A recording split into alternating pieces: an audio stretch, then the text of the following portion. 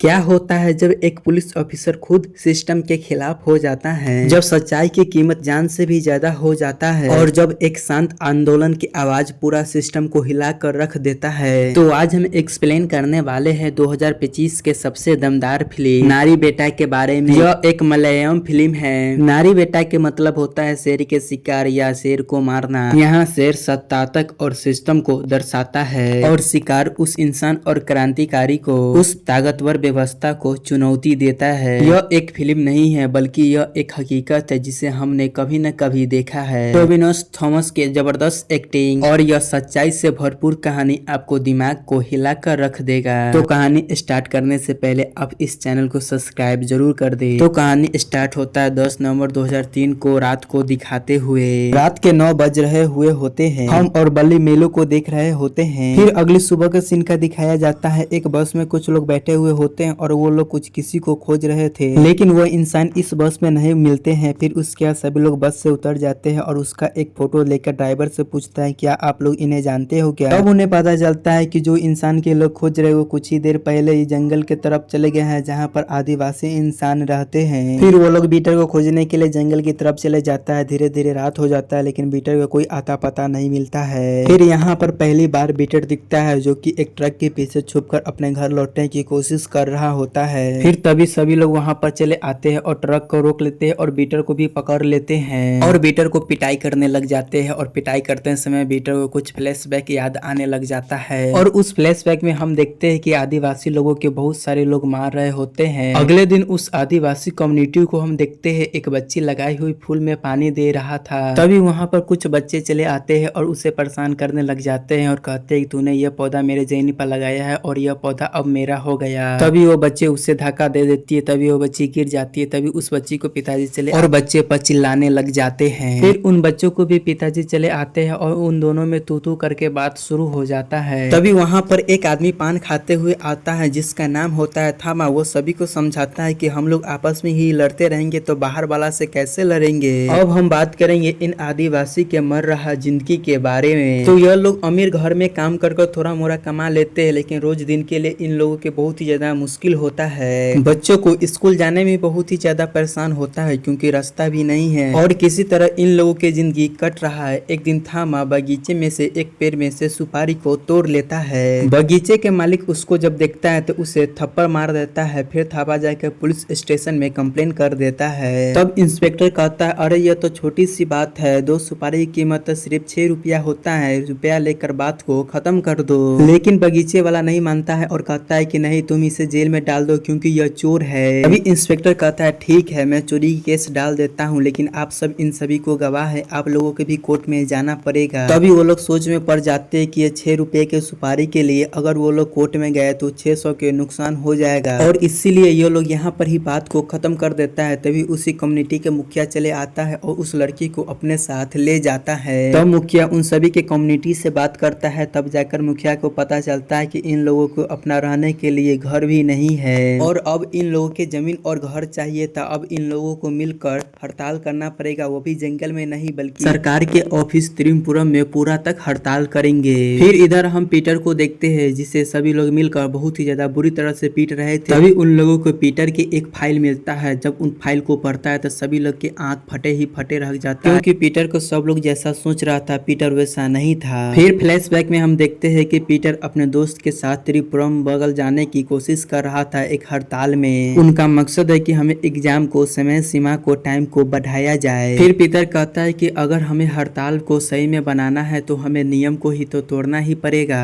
सोचो अगर हम लोग नाटक कर जान देने की कोशिश करेंगे तो यह कैसा रहेगा। उसका दोस्त समझाता है अगर हम ऐसा करेंगे तो पुलिस हम ही लोग के पकड़ लेगा, तुम तो अकेला है मगर मेरे पास तो बीवी बच्चे है। अगले दिन हम नैन्सी नाम के एक लड़की को देखते हैं जो कि बैंक में काम करता है। वह और पीटर एक दूसरे को पसंद करता है लेकिन पीटर हमेशा हड़ताल में ही बिजी रहता है। नैन्सी उसे कहती है तुम अपने काम में ही बिजी रहो, मैं किसी और से शादी कर लूंगा, मेरे पापा मेरे लिए एक लड़का खोजे हैं और वो लड़का मस्कट में रहता है। तो पीटर कहता है क्या मैं उनसे कम हूँ। तभी नैन्सी पूछता है तुमने अभी तक क्या क्या चीज में एग्जाम दिया है, एक तो पीएससी और दूसरा कांस्टेबल का, क्या तुम सब इंस्पेक्टर नहीं बन सकते हो? 2-4 चोर को पकड़ लोगे तो तुम सीआई ऑफिसर खुद बन जाओगे। फिर सीन शिफ्ट होता है घर में। पीटर अपने माँ के साथ बात रहता है। फिर पीटर से मिलने के लिए एक अंकल जी आते हैं और वो अंकल जी केला लेकर आते हैं क्योंकि वो केला के ही काम करते थे। फिर वो अंकल जी पूछते हैं कि तुम तो अब 28 साल के हो गया है, अब तुम फ्यूचर के लिए क्या सोचोगे। तभी पीटर कहता है कि मैं जो भी करूंगा अच्छा ही करूंगा। तभी उसकी माँ कहती है कि तुम्हारा पिताजी भी ऐसा ही सोचता था कि जो भी करूंगा अच्छा करूंगा, लेकिन वो कुछ भी शुरू नहीं कर पाए। इतना बात उसकी माँ कहकर वहाँ से रोते हुए चली जाती है। फिर उसके बाद अगले दिन पीटर उस नैन्सी से मिलती है और उस मस्कट वाले लड़की के बारे में उस नैन्सी से पूछने लग जाता है। थोड़ी देर मजाक करने के बाद पीटर उससे पैसा मांगता है। नैन्सी उससे अपना जेवर ही दे देती है। फिर पीटर कहता है कि इससे मुझे कितना ही पैसा मिलेगा। तब नैन्सी कहता है कि अब तुम 2 महीना तक मुझसे कुछ ही रुपया नहीं मांगेगा। इसके बाद उन दोनों को लव स्टोरी शुरू हो जाता है। एक दिन पीटर अपने अंकल के साथ नैन्सी के पिताजी से मिलने के लिए जाते हैं, वो भी शादी के बात करने के लिए। वहाँ पर नैन्सी के अंकल जी भी रहते हैं। फिर उसके बाद नैन्सी के पिताजी पूछते हैं कि आखिर तुम क्या करते हो, कहीं यह प्यार वार और टाइम पास तो नहीं। फिर पीटर कहता है कि मैंने कई सारा एग्जाम दिया है और उसमें से हो भी जाएगा। तभी नैन्सी के पिताजी पूछते हैं कि तुम्हारे पास कितना जमीन है। पीटर कहता है कि जमीन तो थोड़ी सी है, लेकिन उस जमीन में अंकल जी केले का खेती करते हैं। यह बात सुनकर सभी लोग हंसने लग जाते हैं। फिर नैन्सी के पिताजी कहते हैं अगर तुम शादी करोगे तो जिम्मेदारी भी उठाना ही पड़ेगा, या सिर्फ नैन्सी के सैलरी पर ही निर्भर रहेगो। फिर इसके बाद नैन्सी के पिताजी साफ मना कर देते हैं और कहते हैं पहले अपने हालत तो देखो, तुम कहाँ और नैन्सी कहाँ। फिर वो लोग घर लौट जाते हैं। फिर पीटर घर लौटते समय अपने मम्मी से बता देता है कि नैन्सी के पिताजी शादी के लिए मना कर देते हैं। तभी उसके मम्मी जी कहते हैं अगर तुम कमाओगे नहीं तो कौन तुमसे शादी करेगा। तभी उसी टाइम उसके घर पर एक लेटर आता है और उस लेटर को जब पीटर पढ़ता है तो उसे पता चलता है कि उसका पुलिस कांस्टेबल में नौकरी लग गया है, लेकिन पीटर को इस नौकरी में मन नहीं था। फिर उसके बाद उसके मम्मी गुस्से में घर चले जाते हैं। फिर उसके अंकल जी समझाते हैं तुम पुलिस कांस्टेबल हो, इंस्पेक्टर पुलिस के वर्दी में बहुत ही ज्यादा ताकत होता है। लाख समझाने के बाद भी पीटर इस नौकरी के लिए नहीं मानता है। फिर वह शाम में नैन्सी से चर्च में मिलने के लिए जाता है। तब पीटर नैन्सी से बताता है कि उसके चाचा और पापा शादी के लिए साफ मना कर दिए हैं। तब नैन्सी कहती है तुझे हमेशा अपने ही फिक्र होती है, तुझे पता है तुम्हें कैसा नौकरी चाहिए और तू जानता है तुम्हारे बिना मेरा क्या होगा। तू अभी अपना परिवार को हालत को नहीं देख रहा है, तुझे अभी नौकरी करना चाहिए। जब तक मैं मना नहीं करता हूँ तब तक मुझसे कोई भी शादी नहीं करेगा। फिर नैन्सी पूरा बात पीटर को समझा कर वहाँ से नैन्सी चली जाती है। अलग हो जाने के बाद सुनकर पीटर थोड़ा सा उदास रहने लग जाता है। जब वो घर आता है तो उसकी माँ उसको देखकर समझाने लग जाता है जो लोग तुम्हारे साथ आज साथ नहीं है उसके बारे में तुम मत सोचो,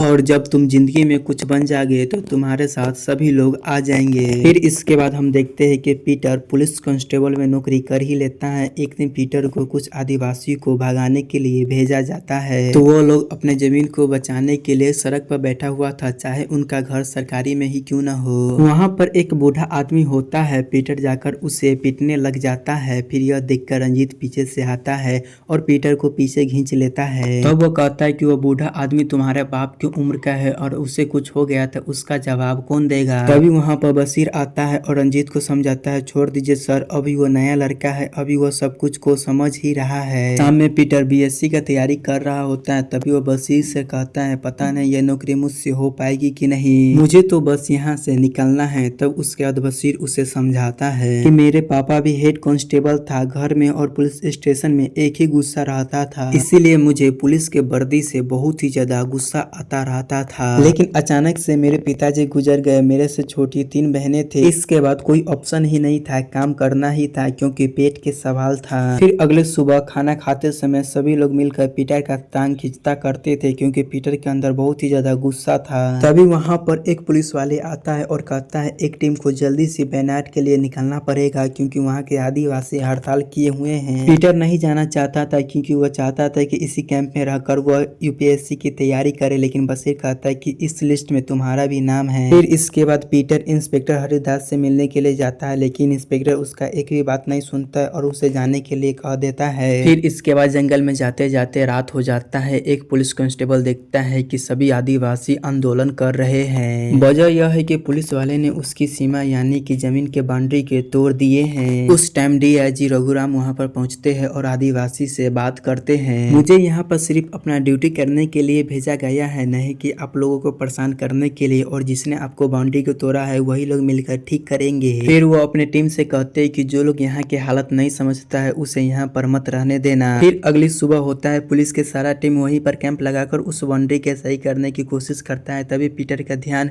उस आदिवासी के मुखिया पे जाता है, जो कि सभी लोगों को समझा रहे थे, हम अलग अलग जगह से आए हैं लेकिन हमारा मकसद एक है। फिर बशीर डीआईजी से मिलता है। डीआईजी उसे देख के कहता है, मैंने तुम्हें कहीं देखा है लेकिन मुझे याद नहीं आ रहा है। वसीम कहता है कि अदंतपुरम में एक वारदात हुई थी, उसी समय आपको गाड़ी से किसी का एक्सीडेंट हो गया था, उसका सोल्यूशन मैंने ही निकाला था। फिर मुखिया अपने सभी आदमियों से कहता है कि मेरे पास खाना पीना कुछ भी नहीं है, लेकिन किसी को भी डरना नहीं है, चाहे यहाँ पर 36 दिन ही क्यों नहीं रुकना पड़ जाए। फिर हम देखते हैं कि पीटर थामा के कुत्ते से परेशान हो जाता है, उसका कुत्ता पीटर को दौड़ाने लग जाता है। थामा सामने आकर कहता है कुत्ते के तुम कुछ नहीं करना, और उसको धक्का दे देता है। इस पर पीटर थामा को बुरी तरह से पीटने लग जाता है। फिर वसीम और बाकी के पुलिस कांस्टेबल आकर पीटर को रोकने लग जाते हैं, और डीआईजी भी उसे डांटते हैं और कहते हैं कि हमें यहाँ पर किसी पर भी हाथ उठाने के आदेश नहीं है, यह तो तुम्हें पता ही होना चाहिए। डीआईजी बशीर से कहता है कल यहाँ पर मंत्री जी आने वाले हैं, अगर कल भी ये ऐसा ही हरकत करेगा तो इससे हमको यहाँ से हटाना ही होगा। और फिर हम लोग देखते हैं कि जो लोग मिलकर पीटर को पकड़ा था वो लोग सभी लोग मिलकर पीटर से एक जगह पर साइन करवाने की कोशिश करता है। उसमें लिखा हुआ था कि गोली आदिवासी पर पीटर नहीं चलाया था। उसके बाद कहानी फ्लैशबैक में जाता है। पीटर, बशीर और बाकी के साथी सभी लोग बैठकर शराब पी रहे होते हैं और उन सभी लोगों के अपने घर के याद आ रहा था। बशीर कहता है कम से कम हम लोगों के पास घर तो है जो कि हम लोग लौट सकते हैं, लेकिन यहाँ पर जो प्रोटेस्ट कर रहे हैं उनके पास तो घर ही नहीं है। रात को सभी लोग सो रहे होते हैं, तभी पीटर को घर के बहुत ही ज्यादा याद आने लग जाता है। तब पीटर बशीर से पूछता है उसके परिवार के बारे में। तब बशीर कहता है मेरे पास एक बेटी और एक बेबी है, और वो पीटर से भी कहता है कि तुझे भी अब शादी कर लेना चाहिए। अगले दिन मंत्री वहाँ के हालत समझने के लिए वहाँ पर आता है। गाँव के मुखिया कहता है कि हमें यहाँ पर बैठे हुए 37 दिन हो गए, लेकिन अभी तक कोई भी हल नहीं निकला। फिर मंत्री कहता है आपको रहने के लिए दूसरी जगह पर जमीन दिया जाएगा, पहले भी कहा गया था लेकिन इस बार हम लोगों के थोड़ा वक्त लगेगा। मुखिया कहता है कि हम लोगों को खाने के लिए भी कुछ भी नहीं है। मंत्री कहता है कि पास में राशन की दुकान है, अगर आप लोग चाहे तो हम आप लोगों के घर के पास में खाना भिजवा देंगे और घर भी दिलवा देंगे, इसका प्रॉमिस मैं करता हूँ, लेकिन इसका वजह कि आप लोगों को आंदोलन को बंद करना पड़ेगा। यह आरक्षित जंगल है, यहाँ पर कई तरह के खतरनाक जंगल भी रहता है, लेकिन मुखिया के इस जगह पर कोई भी हल नहीं दिखाई देता है। फिर रात के आदिवासी एक रिचुअल कर रहे होते हैं, एक भेड़िया के जीभ के काट कर अपने देवता को चढ़ा रहे होते हैं। फिर कुछ देर के बाद सारा आदिवासी मिलकर मचास लेकर पुलिस वाले के सामने गुस्से से आते हैं, क्योंकि पुलिस झूठा खाना लेकर पानी में फेंक दिया था और पानी को गंदा भी कर दिया था। उनको लिए तो एक बहुत ही बड़ा मुसीबत खड़ा हो गया था, लेकिन डीआईजी इस बात नहीं सुनता है। बशीर को यह सब चीज गलत लगता है, लेकिन जब डीआईजी उसको घूर के देखता है तब बशीर शांत हो जाता है। अगले दिन वहाँ पर होम अफेयर और सिक्योरिटी टीम पहुँचता है। पीटर बशीर से पूछता है कि यह सब कौन है। बशीर यहाँ पीटर से कहता है कि यहाँ हालत कभी भी बिगड़ सकता है, इसलिए यहाँ पर पुलिस और सिक्योरिटी टीम आपस में बात करते हैं। लगता है जो प्रोग्रेस यहाँ पर चल रहा है उसका कनेक्शन माओवादियों से भी हो सकता है कुछ कांग्रेस यहाँ पर भी छुपा हो और उसके पास हथियार भी हो सकता है, इसीलिए वो कहते हैं कि आदिवासी के हल्का में नहीं ले सकते, सबसे पहले हथियार को खोजना पड़ेगा, लेकिन पुलिस टीम उसके अंदर भी नहीं जा सकते हैं, इसीलिए वो लोग सर्च ऑपरेशन शुरू कर देते हैं। उसका सभी जंगल में छानबीन करने लग जाते हैं। पीटर को एक झोपड़ी में बोरी मिलता है, लेकिन उसमें हथियार नहीं बल्कि अनाज होता है। फिर वो डीआईजी को सारा बात बताता है। डीआईजी को न्यूज़पेपर से पता चलता है कि उन आदिवासियों के बात सरकार ने नहीं मानी है। अगले सीन में हम देखते हैं कि बशीर अपने एक टीम के साथ जंगल में गया होता है, लेकिन रेडियो के साथ उसका कनेक्शन से बात नहीं होता है। पीटर थोड़ा सा घबरा जाता है और वो डीआईजी के पास में जाकर कहता है कि उनके लिए एक थोड़ा सा टीम को भी भेजना चाहिए, लेकिन डीआईजी बात को टाल देता है और कहता है कि वो शाम तक घर पे चले आएंगे, हो सकता है उसका रेडियो भी कहीं गुम हो गया होगा। फिर डीआईजी पीटर से कहता है फिलहाल जाकर तू अपना ड्यूटी करो। जब पीटर अपना ड्यूटी करने के लिए जाता है तो एक बच्चे के हाथ में रेडियो टोकर देखता है। फिर वो पीटर जाकर तुरंत डीआईजी के कहता है, लेकिन डीआईजी कहता है उसका कोई भी रेडियो टेकर गायब नहीं हुआ है। तब पीटर कहता है यहाँ पर एक लड़का है थामा, उसको जरूर पता होगा कि बशीर कहाँ गया है। फिर वो लोग मिलकर थामा को पकड़ लेते हैं और थामा को पीटते हैं और पूछते हैं तुम लोग कितने में से नक्सलियों से मिले हुए हो, क्या तुम लोग यहाँ पर ही छुपे हुए, क्या तुम लोग बशीर और उसके सारा कमांडो को पकड़ लिया हो। लेकिन थामा कुछ भी नहीं बोलता है। तब भी थामा को बहुत ही ज्यादा टॉर्चर करता है। तभी डीआईजी डीआईजी को पता चलता है कि जो आर्मी ऑफिसर गया था वो तो मिल गया लेकिन बशीर नहीं मिला है। फिर वो आर्मी ऑफिसर को लाया जाता है। बीटर उससे पूछता है कि वसीम कहाँ है, लेकिन वो बोलने की हालत में नहीं था। फिर बीटर डीआईजी के पास जाता है। डीआईजी उससे कहता है कि तुम जान को क्या कर लेगा, हम लोग सभी लोग गवर्नमेंट के आदेश से काम कर रहे हैं। बशीर अभी भी मिसिंग है और उसको तलाश में एक टीम गई हुई है, अगर तुम भी चाहो तो उसके साथ जा सकते हो। डीआईजी मीडिया से बात करते हुए बताता है कि बशीर और उसके कमांडो पर हमला हुआ था। 10 से ज्यादा लोग थे और हो सकता है प्रदर्शनकारियों के साथ माओवादी भी उसी में छुपा होगा। फिर जंगल में बशीर को खोजने के लिए एक टीम को भेजा जाता है जिसमें बीटर भी उसी के साथ में था। आगे जाकर एक टोपी मिलता है जिससे बीटर बहुत ही ज्यादा घबरा जाता है। थोड़ी देर आगे जाकर उसे बशीर का डेड बॉडी मिलता है, वो देखकर पूरा ज्यादा हिल जाता है। बीटर उसको धक्के बहुत ही ज्यादा फुट फुट कर रोने लग जाता है क्योंकि बशीर उसका एक बड़ा भाई की तरह रहता था। फिर बशीर के लाश को लाया जाता है और मामला बहुत ही ज्यादा बढ़ जाता है। फिर से मंत्री को यहाँ आना पड़ता है। फिर मंत्री उन आदिवासियों को मुखिया को चेतावनी देता है और तुम एक दिन से यहाँ ज्यादा रुक गए तो तुम लोग को बहुत ही ज्यादा बुरा अंजाम होगा। मुखिया कहता है हमें तो बस अपना घर चाहिए, आप जितना डराना है डरा लो, अगर हमको मरना भी होगा तो हम लोग यहीं पर मर जाएंगे। फिर वो जब बाहर निकलती है तो मीडिया उसे घेर लेती है और मीडिया उसे पूछने लग जाती है कि आप लोगों के बीच में माओवादी भी है, लेकिन वो बोलती है हम लोग सिर्फ अकेले ही है। अगले दिन फोर्स को भेज दिया जाता है। अब डीआईजी को जल्दी से जल्दी प्रेशर बनता है कि तुम इस मैटर को जल्दी से खत्म कर दो क्योंकि एक पुलिस ऑफिसर का मर्डर हो गया था। बीटर थोड़ा सा निराश होता है और वो कहता है क्या हम बशीर का बदला नहीं लेंगे। फिर डीआईजी बीटर को समझाता है कि बशीर हमारे लिए भी एक बड़ा भाई था, अगर इसके अलावा और हम लोग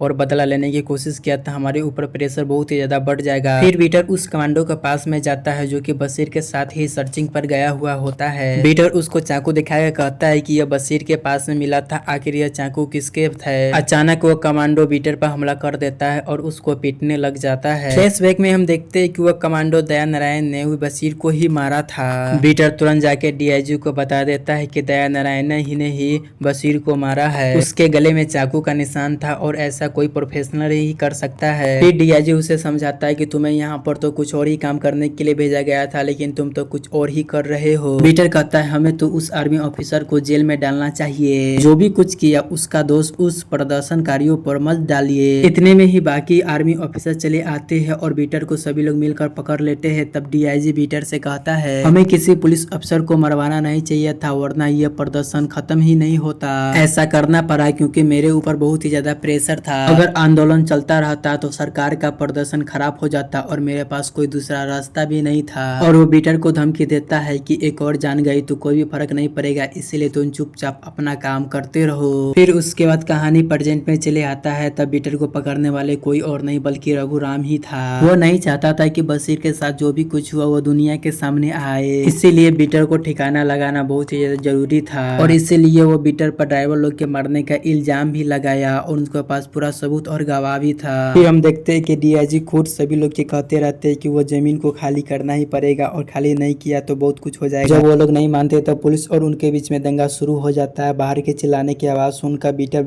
गाड़ी में जो बेहोश था उसको भी होश आ जाता है और वो मैदान में कूद पड़ता है और उससे जितना भी हो सकता है वो उतना लोगों को मदद कर रहा होता है, लेकिन यह काफी नहीं था। अब इसके बाद पुलिस की टीम फायरिंग करना शुरू कर देती है। आखिर में मुखिया को अरेस्ट कर लिया जाता है, थांबा को गोली लग जाता है और वो वहीं पर मर जाता है। दंगा खत्म होने के बाद सभी लोग अपने अपने घर जाने लग जाते हैं। बीटर भी अपने घर पे लौट जाता है लेकिन वो बहुत ही ज्यादा दुखी था क्योंकि जो भी लोग उन सभी लोगों पर हुआ था यह बहुत ही ज्यादा उनको गलत लग रहा था। यह बात वो नैन्सी को बताती है। नैन्सी यह बात सुनकर बहुत ही ज्यादा घबरा जाती है। नैन्सी कहती है अगर तुम यह बात किसी को बताएगा तो वह बात तुम पर कोई विश्वास करेगा। बीटर कहता है अगर मैं चाहूँ तो चुप रह सकता हूँ और मैं अपना ड्यूटी भी कर सकता हूँ, लेकिन मैं ऐसा नहीं करूंगा। जब मैं आंख बंद करता हूँ तो बशीर और वो पर्दाकाशी का चेहरा मुझे सामने आता है और कलेजा मेरा फट जाता है। नैन्सी उसका साथ देती है और कहती है तुम्हारा नौकरी का है न चले जाए, चाहे तुम्हारा जान को भी खतरा क्यों नहीं हो जाए, जाने दो, लेकिन सच सबके सामने आना ही चाहिए। फिर बीटर केस को दर्ज करवाता है और डीआईजी उससे कहता है कि मैं तुम्हारे केस को जांच करवाएंगे। डीआईजी कहता है कि मैंने तुम्हारा केस को जांच करवाया है लेकिन तुम जैसा कह रहा है वैसा पर्दादासी के साथ ऐसा नहीं हुआ था। फिर वहाँ पर डीआईजी रघुराम आता है और कहता है कि पीटर अभी नया है, उसे यह बात समझ में नहीं आता है। फिर वो कहता है कि बशीर के साथ जो भी कुछ हुआ इसमें तो हमारा कोई भी नहीं, हम तो सिर्फ ऊपर के बात को फ्लो कर रहे थे। तो अब डीजीपी कहते तो मामला यहाँ पर ही खत्म हुआ। फिर वो बीटर से कहता है तुम्हारा काम है जो डिपार्टमेंट का है वही करना,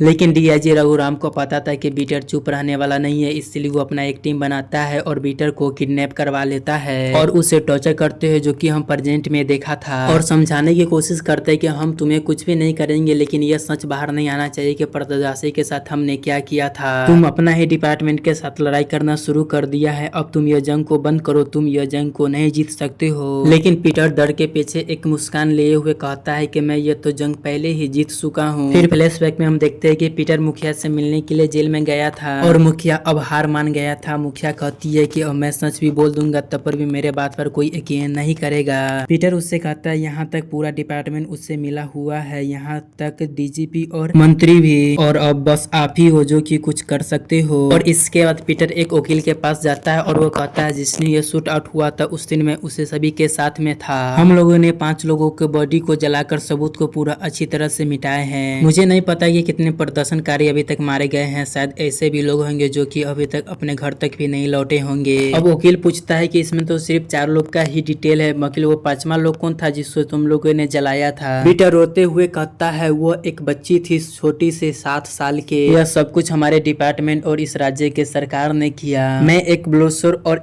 बिल्कुल एक अकेला आदमी हूँ, इसीलिए मुझे एक सुरक्षा की जरूरत भी है। वकील कहता है कोर्ट उस जगह के जांच करवाएगी और सभी लोग मिलकर सबूत जुटाएंगे और आप अकेले नहीं है, हम सब लोग आपके साथ में हैं। फिर उस जगह पर सर्चिंग स्टार्ट हो जाता है और वहाँ पर जिन लोगों ने बॉडी दबाया था उसका खोज भी होने लग जाता है और वहाँ पर बॉडी भी मिलता है। इधर बेटा रघुराम से कहता है कि आप मुझे मार सकते हैं, जला सकते हैं और फेंक भी सकते हैं, लेकिन सच बाहर आकर ही रहेगा। अब दूसरी तरफ दंगे के पूरा सच्चाई बात सभी लोग के सामने में आ गया था और इस दंगे में मात्र 6 लोग ही मरे हुए थे और यह अपराध रघुराम के आदेश पर दिया गया था। इधर सारा सबूत सामने आने के बाद रघुराम को अरेस्ट कर दिया जाता है और इसके बाद यह फिल्म यहाँ पर ही पूरी तरह से खत्म हो जाती है। कभी कभी कुछ फिल्में पर्दों पर ही नहीं बल्कि हमें रगों पर ही उतर जाती है और ऐसा ही यह नागी बेटा फिल्म है जहाँ पर एक इंसान पूरा सिस्टम को खोखलेपन को उजाड़ कर रख देता है और सच्चाई सामने ले आता है अकेले। तो दोस्तों आपको यह कहानी कैसा लगा है? और आपको यह कहानी अच्छा लगा है तो आप इस चैनल को सब्सक्राइब करना न भूलें। और दोस्तों अगर आप ऐसा ही सस्पेंसफुल मूवी को देखना पसंद करते हैं तो इस चैनल को लाइक और सब्सक्राइब करना कभी भी नहीं भूल सकते। तो चलिए जय हिंद जय भारत।